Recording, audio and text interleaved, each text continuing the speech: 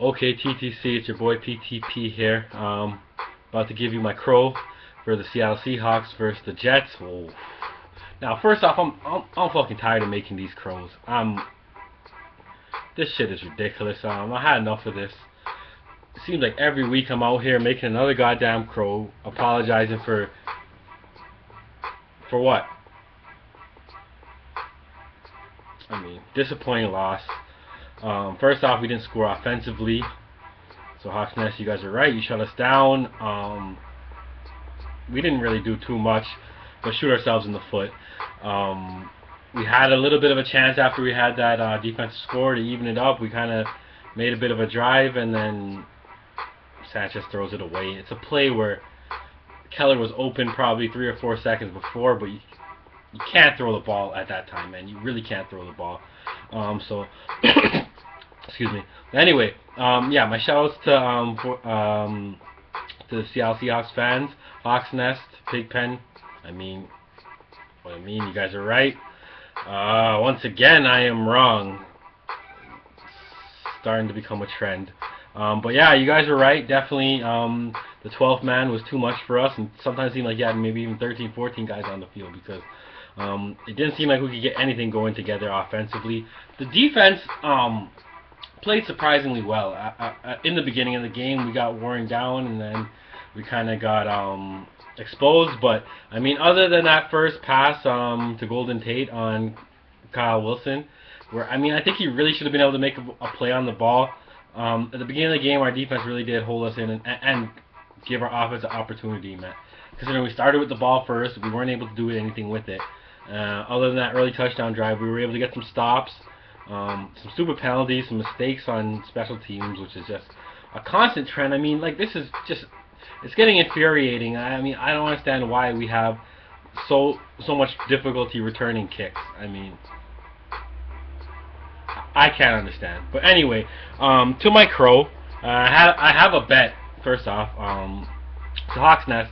I bought some Bush. I drank it. Not the best, not the worst, but we couldn't get the Steel Reserve here. I'm up in Toronto. We couldn't get the Steel Reserve, but I got this Colt 45. So you guys can take a look if you want. How much is it? It is 8%. I can't get it on the camera, but it's 8%. You can take my word for it. Look it up. And it tastes like ass.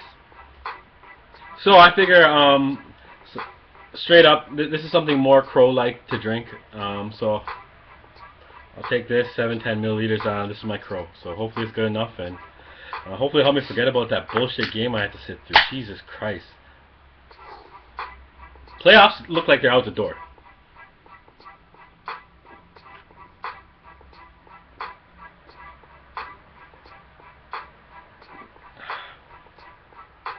Playoffs look like they're out the door.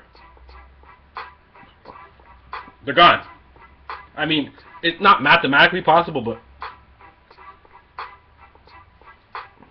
And what pisses me off more than even the whole record and shit is lack of progress. I mean, it seems like it's the same issues every week. We don't seem to improve.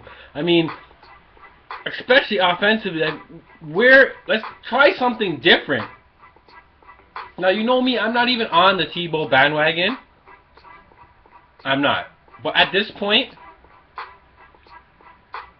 I have to drink before I say it. At this point, maybe we got to bring Tebow in just to have something different. I mean, Sperano, first off, beginning of the season, all we do is run Tebow up the middle. So we get our ass handed to us by Miami, and he says, okay, we're gonna come up with some new ideas. So we have that week, we have the bye week and the week prepping for Seattle. And all we come up is with is one screen pass. We ran, no lie, Seahawks fans, tell me if you didn't notice it. We ran when Tebow was out, 2 plays. Oh no, he threw one random pass. But for the most part, he either ran it straight up the middle, which was like once or twice. We didn't run the ball much. But he threw this dump-off pass. I mean, this is what you took 2 weeks to come up with?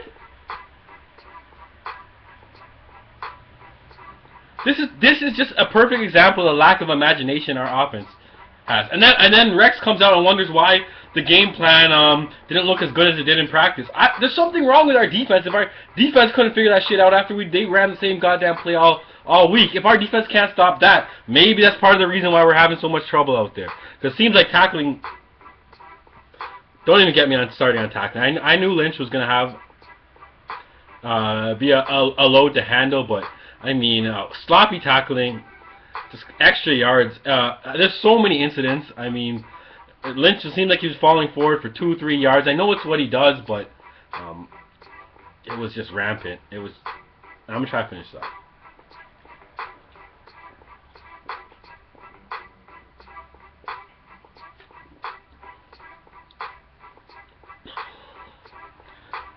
I'm done with Sperano.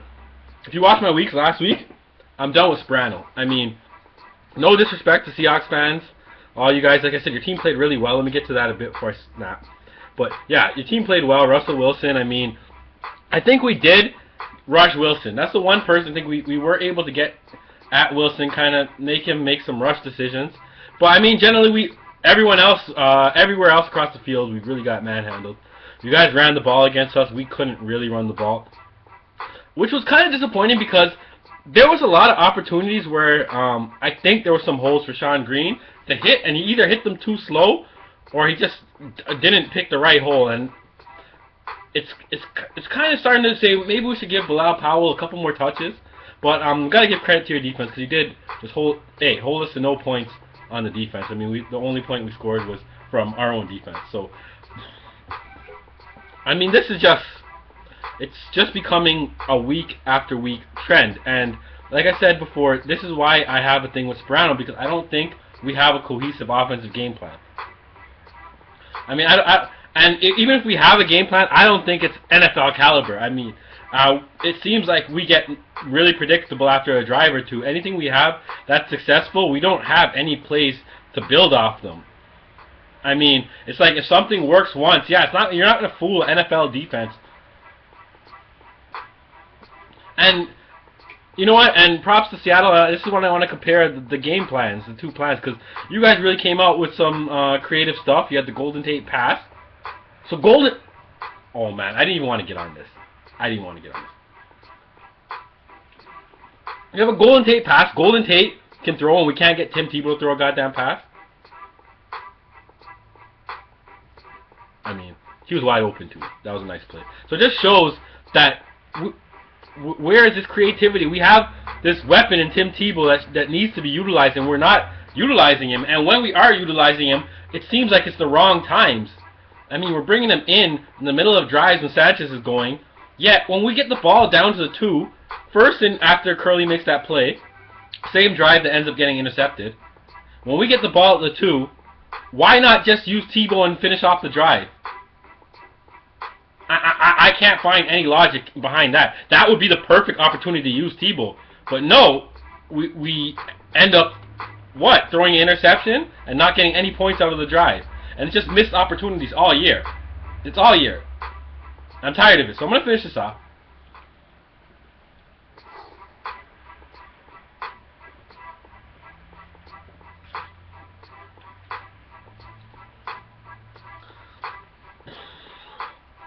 Man, this shit is heavy.